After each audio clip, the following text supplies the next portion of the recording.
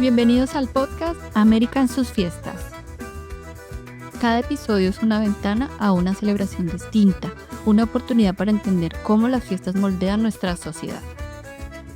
En la dirección del podcast, Catalina Borges Mendoza, Marcos González Pérez, asesor académico, y Sandra Patricia Cote, apoyo institucional.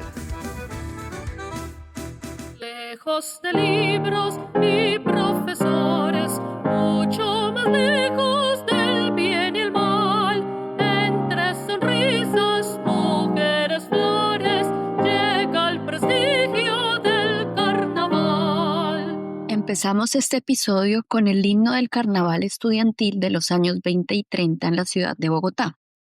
Cada sábado se publicaba en el periódico Mundo al Día una partitura alusiva a los sucesos de la semana y esta fue la primera partitura que se publicó completa referente a esta festividad.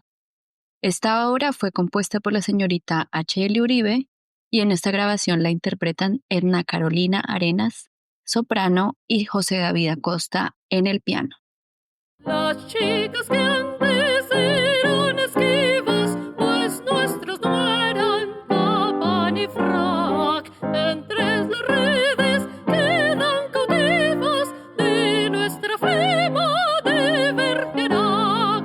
En el episodio de hoy vamos a hablar sobre los carnavales estudiantiles en América Latina. Para profundizar en el tema tenemos con nosotros a Marcos González Pérez. ¿Qué tal, Marcos? Bienvenido.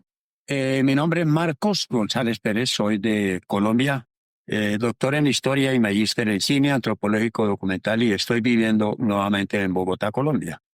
Quisiera hablar hoy de los carnavales estudiantiles o el Día del Estudiante que fue creado a partir de 1918 en América Latina. Ahora, me parece que es bueno tener en cuenta que Eric Hobsbawm, el historiador inglés, planteó que la única fiesta, una fiesta laica, que había logrado romper en calendario religioso, en el sentido de que las fiestas religiosas, por lo menos del mundo católico, se hacen en todas las naciones que tienen influencia este tipo de religión, decía Hobsbawm que la única fiesta que había logrado romper ese calendario de las fiestas religiosas había sido o es el 1 de mayo, que se celebra en todos los países también.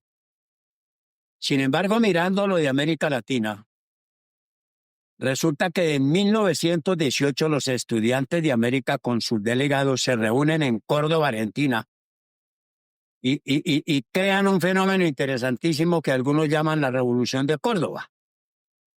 Y allí los estudiantes deciden que además de unas reformas que tenía que haber en la universidad, debía establecerse un día del estudiante.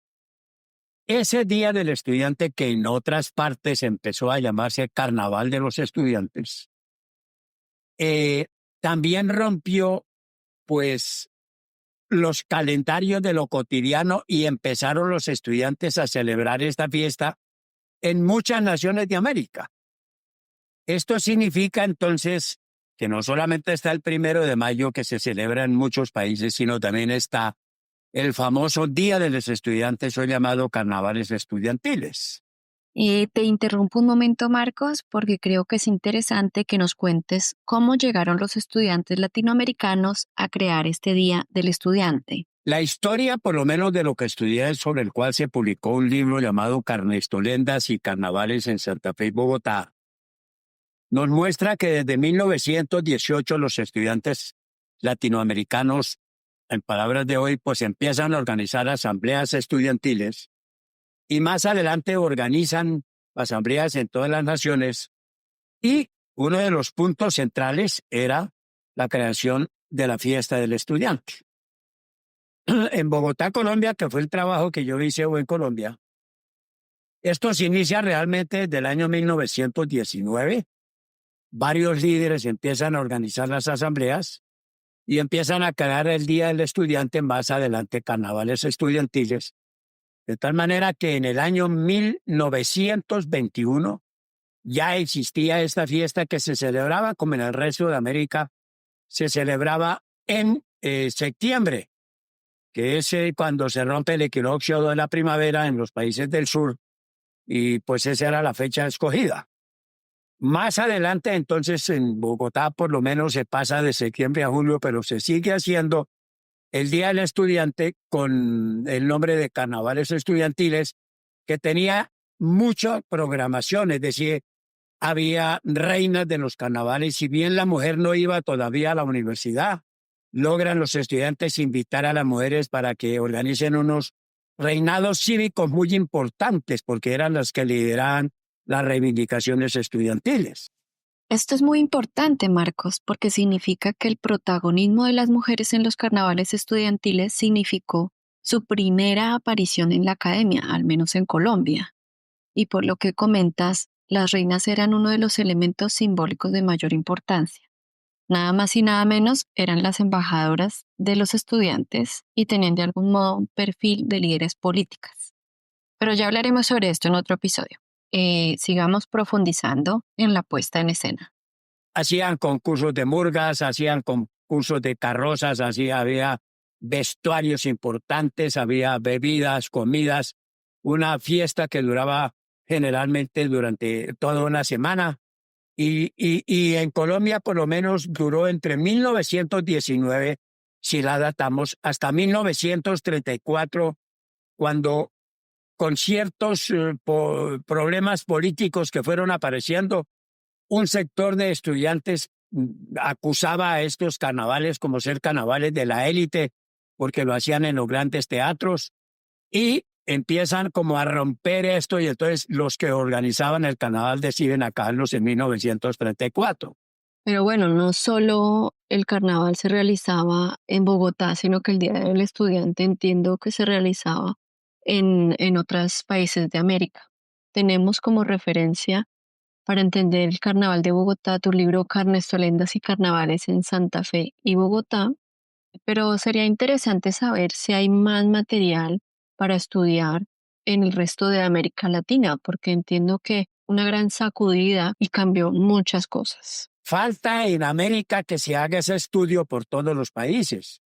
Yo he recorrido pues América siguiendo el tema de lo festivo y siempre pregunto si hay algún artículo, algún libro, algún trabajo, algún video que tenga que ver con estas fiestas, y en ninguna parte lo he encontrado. Inclusive en Colombia hay ciudades donde se hacían los carnavales estudiantiles y son pocas las fuentes que se pueden conseguir. Hay que verla a través de otro tipo de festivales. Ahora, lo importante de este fenómeno es que no solamente es una fiesta para toda América, sino que es la manera de encontrarse con reitero, las reivindicaciones. Por ejemplo, en Bogotá, la Universidad Nacional, de donde salían los estudiantes, no tenía un campus, y ellos logran en su programación colocar como un punto central que se establezca un campus universitario para la Universidad Nacional. Así que la llamada fiesta de estudiantes o carnavales estudiantiles, históricamente hablando, es una de las manifestaciones festivas más importantes que existen. Vale la pena pensar en que es necesario estudiarla en cada nación y de pronto armar como unos encuentros sobre la temática por el significado que tienen este tipo de fiesta. Sí, Marcos, en eso estamos muy de acuerdo. Los carnavales estudiantiles son un tema que merece más atención y estudio. De hecho, hoy nos hemos quedado con muchas ganas de profundizar. Para quienes quieran seguir explorando este tema, ya mencionamos un libro clave, pero conviene volverlo a repetir para que lo tengamos presente.